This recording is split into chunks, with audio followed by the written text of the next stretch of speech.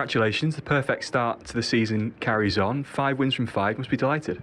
Yeah, we are very delighted with the performance and with the results as well. I think that's the spirit we need to keep for the whole season. Aston Villa seemed like they started off very intensely, very aggressively. You had so many chances in that first half. Was the key just to stay patient? Yeah, we needed to keep patient, and yeah, I think not just in this game. I think in the last game against Fulham, we need to be patient, and yeah, we deserved the win, and yeah, we got the 3 points, and very happy for it. You have you conceded the goal, the equaliser. You just went ahead again within about 2 minutes. That sort of response, you've shown 2 games in a row now.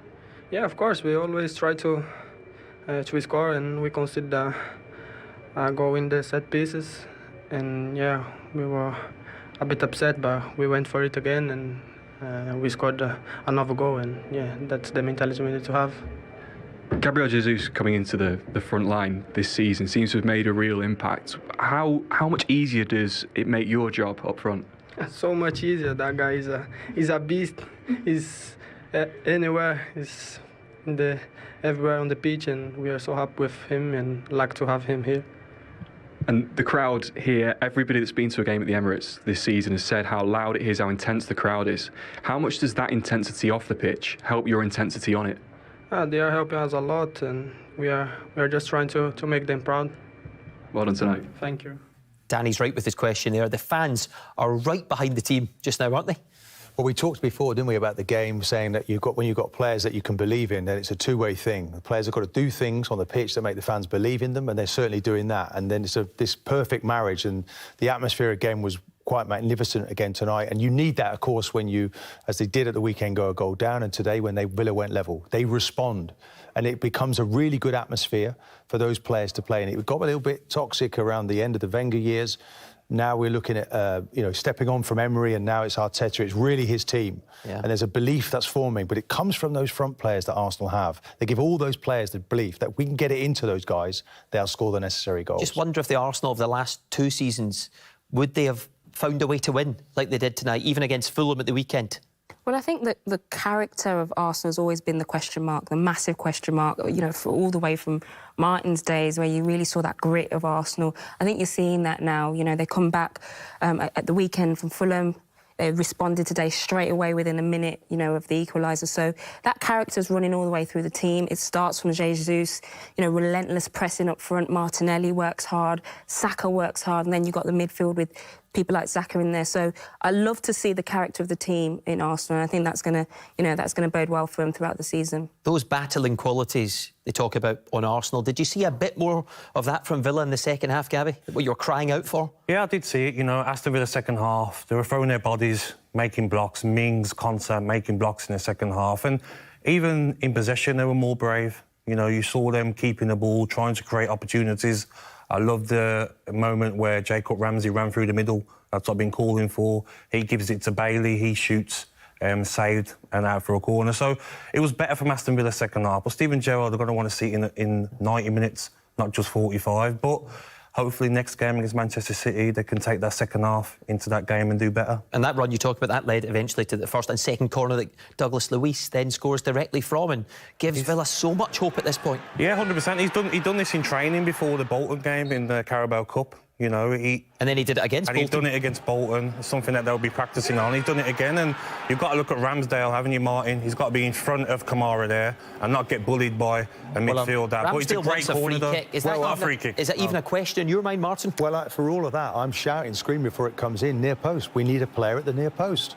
Because, I think they only conceded 3 goals from the whole of last season from corners. But you do need a player in there, because eventually it's going to be whipped in there, and that's what happened tonight. I used to have that job as a striker, and Kamara's done his job there. Yeah. Be a pest, be difficult for the goalkeeper. It's up to Ramsdale to bully him and get the other side of him. It's not a foul. I think Kamara's done his job there. And and got Villa back into the game. From this angle, it does look like Kamara does have his arms slightly round Yeah. Ramsdale there, but it's not enough. It's just the wrong side. He's caught wrong side there. But I do feel that's position might be something they'll look at. They go through it to fine details. I say they've been excellent in that area. So I expect them maybe to make an adjustment, because that you can get undone just with one. No matter all the marking that goes on, one ball has beaten everybody. It does look like Tomiyasu is about to drop back on that near post, then just doesn't compete for the ball. Well, maybe he's come off the bench. You know, he's got a different set of instructions. If that's Ben White, maybe he's more attuned to that. You know, that may be the situation. But nonetheless, it was a soft goal for Arsenal to concede. Then Villa need to consolidate, don't they? Hold on for a bit. 2.5 minutes later, Gabby, and they're behind in the match again. Yeah, I think, you know, you've done so well to get the equaliser. What do? You know, we were talking about it, weren't we, with that drop back, maybe get into a 4-5-1, but it's too easy here for Martinelli, you know. Matty Cash, got to get closer to him, stop that pass into Tomiyasu there. Then he gives it back to Saka. And can Matty Cash look at Martinelli? He's not looking at Martinelli. He's just standing at the back post, not looking. Goalkeeper can do better for me. Martin might disagree, but Matty Cash has to look at his man in the box. You know, he's looking at nobody. You look here again now when Saka gets the ball, puts it into the back post. Martinelli can't be free like this. It's brilliant from Arsenal. We'll come back to Saka and the finish in a moment. Amy, what do you think on the goalkeeper? I mean, you don't have to be a goalkeeper expert to know he's got to do better there. If you're getting a hand to that, you've got to have a stronger wrist. He's had a poor game today, Martinez. You know, the first goal, he's got to hold on to that. It's spilled out. Even if you're going to spill it wide. Yeah. It's come out to it, and then I think he's got to save that. He's got to either push that out and keep the ball alive. But I think he's had a poor game today. He was outstanding last season as well. Martinez. Yeah, he was a standout, you know, goalkeeper, one of them in the Premier League. But maybe as he got a bit too excited of his good form last season, not doing the basics. But we look at this again, like Matty Cash can get tighter. And Martin, you played with a lot of top right backs. Would you expect your right back to be looking at Martinelli here? Look at him now. Of course. Look now. Mings has got to get tighter. I mean, you don't drop into the goal. Any young defenders watching now, you've got to go. It's almost like you grasp the nettle. You know, you don't get stung. You've got to get in there and mark properly. And he just backs away. It's a wonderful finish. And you have to say Saka there. Brilliant. I mean, that's the difference now from an Arsenal point of view. The decision-making under pressure and the quality that Arsenal have was so much better than Aston Villa. Aston Villa can't get into that area with the quality they have to do that sort of thing, but Arsenal can do it in a moment. It's the quality in reserve as well. Players are coming on who are making impacts now. The whole squad feels that much stronger from last season, doesn't it? Well, I'm going to mention Lokonga today because he's come in, he's done a really good job. Xhaka in midfield, now playing one of the best games I've seen him play in an Arsenal shirt, so everybody is stepping up. Tierney, no one's talking about Zinchenko tonight because of the way that Tierney comes in and fills in the way he did. OK, we can hear from the Arsenal manager now. Mikel Arteta is with Danny. Well, congratulations, 5 wins from 5. What are your thoughts on your performance tonight? Well, really happy with the results. So tough to win in this league. I think the first half was probably one of the best we've played. We could have scored 3, 4, 5. We didn't kill the game, and then in this league the game is alive. In the second half, obviously, the game was a fight. They really stretch you. They play really directly. There's a lot of second balls, actions, fouls. And it became a little bit of a transitional game where you don't finish the actions when you have spaces to attack, they're going to come at you. And without really allowing anything to them in one corner, we concede the goal, and then it's game on again. But I think the team reacted again incredibly well, and I think we deserve to win the game. What did you say to them at half-time? The first half seemed quite an aggressive approach from Aston Villa. Had so many chances without scoring. That was over. That now we were going to expect they were going to do something for sure. They were going to change formation or players, and we had to expect a completely different game. We didn't kill it, so we had to keep playing the way we were playing, keep dominating the game, playing our game, and continue to have a lot of discipline because they have players that they can really hurt you when they have a space. It's the second home game in a row where you've really responded to the opposition scoring. You must be quite proud of the response from your players. Again, I think obviously the reaction that we had push you with the level of belief that we need after a disappointment, which is conceding a goal without really conceding anything in the game. But we carry on. We scored. The crowd again was magnificent, I thought, tonight, so really happy. I was asked about Martin Odegaard came off. How is he? It looked like he may have come off second best to the challenge from John McGinn. Yes, he was in pain. Let's assess him, but he had a little bit of pain, obviously, after that harsh challenge. These sorts of wins, same as Fulham, where it's gritty, it's attritional, it's physical, these are different kinds of wins that this Arsenal team are putting together. It's a different side to your team. Yeah, it could have been very different tonight, but obviously when the game turns in that way, you have to have the tools, the character, the resilience to respond to that, and I think the team did it again. And it's 5 from 5, a perfect start. How much further do you think you can take this run? Prepare the next one and go to Old Trafford and focusing on the performance, playing well, and the right to win the game. Well done tonight. Thank you. Martin, a pretty fair assessment. Could have been more.